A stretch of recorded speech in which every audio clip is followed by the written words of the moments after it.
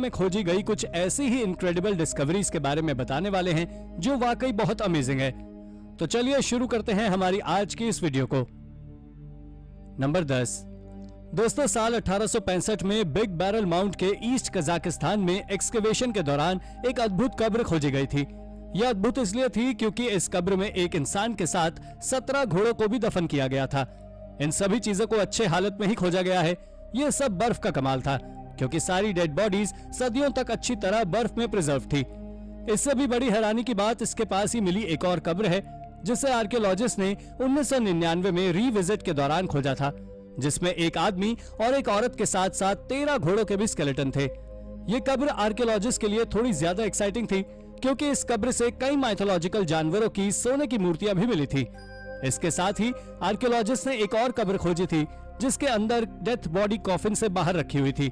ये जगह पुराने समय का एक कब्रिस्तान है, जो काफी ज्यादा ही डरावना है। नंबर 9। दोस्तों, सेल्ट रोम एम्पायर एंशिएंट यूरोप में काफी दूर दूर तक फैले हुए थे और उनके द्वारा बनाई गई टूम्ब आज के लोगों के लिए किसी खजाने से कम नहीं होती। और एक ऐसी ही टूम्ब रिसर्चर्स ने फ्रांस के लेवेन्यू में खोजी थी, लेकिन यह बाकी सभी से थोड़ी ज्यादा अलग थी, क्योंकि यह सेल्टिक प्रिंस की टूम्ब थी। जब आर्कियोलॉजिस्ट ने इस टूम्ब का एक्सकेवेशन किया तो उन्हें उस टूम्ब से ग्रीक आर्टिफैक्ट्स के साथ साथ एट्रुस्कन ओरिजिन से जुड़ा हुआ कुछ अन्य सामान भी मिला। इस टूम्ब से एक और खास जानकारी आर्कियोलॉजिस्ट के हाथ लगी है, वो ये है कि सेल्टिक रोम के लोग भी बियर पीते थे। दरअसल इसका खुलासा वहां से मिले एक ब्रॉन्ज कॉल्ड्रॉन से हुआ है, जिसे वो शराब पीने के लिए उपयोग करते थे। आपको बता दें कि सेल्टिक प्रिंस को भी वहीं से खोजा गया था, जिन्हें उनके शैरियट के साथ दफनाया गया था। नंबर 8। अब तक मेक्सिको से कई सारे ओल्मेक हेड्स को खोजा जा चुका है, जो मेक्सिको के मेसो अमेरिकन रीजन से मिले हैं। यह प्राचीन कला का एक शानदार प्रदर्शन होता है, और हाल ही में आर्कियोलॉजिस्ट ने मेक्सिको के ला वेंटा से भी एक ओल्मेक हेड खोजा है, जिसे एक निकनेम भी दिया गया है, और वो है the man of La Venta. वैसे तो ओल्मेक सिविलाइजेशन के बारे में आर्कियोलॉजिस्ट को कुछ खास जानकारी नहीं है, लेकिन बस इतना जरूर पता है कि मेक्सिको के इस हिस्से में 3000 साल पहले उनके द्वारा कई अजीबोगरीब चीजों का निर्माण जरूर किया गया था, जिसमें से सबसे ज्यादा शानदार तो ये ओल्मेक हेड है, जिसे उन्होंने हाथों से पत्थर पर कार्व किया था। ये काफी अच्छी बात है कि स्टोन एज के दौरान भी लोग इतनी बारीक कला को जानते थे।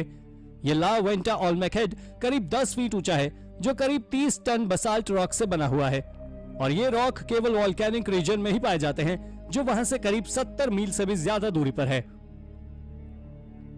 नंबर 7। दोस्तों, तूतनखामुन को जितनी प्रसिद्धि अपने शासनकाल में नहीं मिली होगी, उतनी मौत के बाद मिली है। जब 1922 में कतर ने उनकी मम्मी ढूंढ निकाली थी, जो वैली ऑफ किंग्स से बड़ी हुई थी, उनके कब्र से सोने और हाथी दांत से बने आभूषणों का खजाना निकला था। कतर ने एक इंटरव्यू के दौरान बताया था कि जब उन्होंने पहली बार तूतनखामुन की मम्मी को देखा तो मम्मी ने एक ताबीज पहन रखा था और पूरा चेहरा सोने से बने मास्क से ढका हुआ था।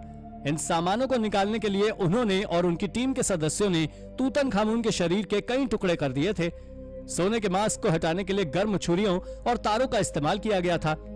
आपको जानकर आश्चर्य होगा कि इस मास्क को लेप की तरह तूतनखामुन के चेहरे पर चढ़ाया गया था, लेकिन कटे हुए शरीर को दोबारा ठीक करने के बाद 1926 में उसे उसकी पुरानी जगह पर रख दिया गया, और उसके बाद से मम्मी को एक्सरे के लिए 3 बार बाहर निकाला गया है। लेकिन 1968 में हुए एक एक्सरे से ऐसा पता चला कि हड्डी का एक टुकड़ा उनकी खोपड़ी में दसा हुआ है, जिससे इस बात का खुलासा हो गया कि 19 वर्षीय तूतनखामुन की मौत नेचुरल नहीं थी। नंबर 6। आपने आज तक कई अजीब और इनक्रेडिबल डिस्कवरीज के बारे में सुना होगा, लेकिन 11 फरवरी साल 2022 में चीन में 2100 साल पुराने एक गड्ढे के अंदर आर्कियोलॉजिस्ट ने एक आर्मी स्कल्पचर्स की खोज की है। इन स्कल्पचर को टेराकोटा आर्मी नाम दिया गया है। आपको बता दें कि इनकी सेना में सैनिकों, घोड़ों, मनोरंजन करने वालों और अधिकारियों के रथों की छोटी मूर्तियों का एक छोटा खजाना खोजा था, जो कि चीन के पहले सम्राट किन शू हुआंग के लिए बनाया गया था। और इन मिली हुई चीजों के डिजाइन के आधार पर मॉडर्न आर्कियोलॉजिस्ट का मानना है कि यह गड्ढा लगभग 2100 साल पहले का है। आपको जानकारी दे दें कि यह टेराकोटा वॉरियर स्कल्पचर्स को श्रापित भी बताया जाता है। दरअसल इसका अंदाजा तब लगा जब इसे खोजने वाले लोगों को एक के बाद एक कई मुश्किलों का सामना करना पड़ा, लेकिन सबसे बेकार तब हुआ जब उनमें से कुछ लोगों को रहस्यमय तरीके से मौत के घाट उतारा गया और किसी को उनकी मौत के पीछे का कारण अब तक पता नहीं लगा। और तभी से लोग टेराकोटा आर्मी स्कल्पचर्स को श्रापित माना जाता है। नंबर 5।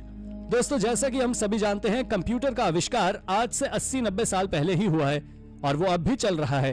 तो ऐसे में 2000 साल पुराना कंप्यूटर मिलना सभी को हैरानी में डाल सकता है। हालांकि जो कंप्यूटर ग्रीस में मिला है वो एनालॉग कंप्यूटर है, जो हमारे सोलर सिस्टम की सही स्थिति और गणना बताता है। जब रिसर्चर्स ने इस पर रिसर्च की तो पता चला कि यह 2100 साल पुराना कंप्यूटर है। तो वैज्ञानिकों के होश उड़ गए और करीब 100 सालों तक वैज्ञानिकों ने इस पे शोध जारी रखा, परंतु अब तक किसी भी नतीजे तक नहीं पहुंच पाए और पिछले 100 सालों से इसे ग्रीस के एथेंस के एक नेशनल म्यूजियम में सजा कर रखा गया है।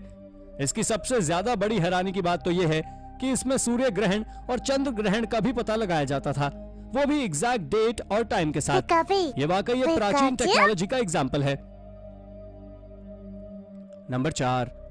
दोस्तों, इस खोज को 1738 में पोम्पई में अंजाम दिया गया था, जो आज भी चालू है, क्योंकि यहां से एक सबसे फैसिनेटिंग चीज को खोजा गया था।